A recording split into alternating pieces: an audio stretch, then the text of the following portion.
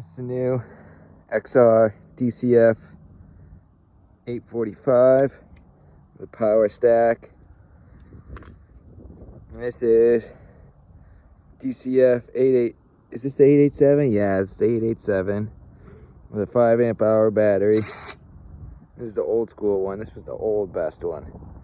I wish I had 2 black bits, so I have to do them one at a time. Ready? Hold on.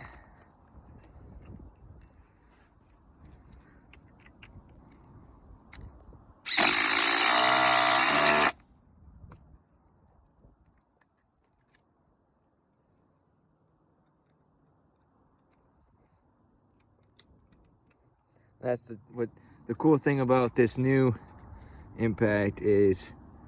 With this one, you have to pull it out to put the new bit in. This one, you just pop it in and it locks. And then to pull it out, you pull it back.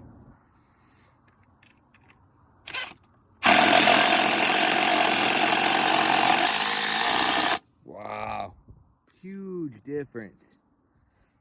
Holy moly.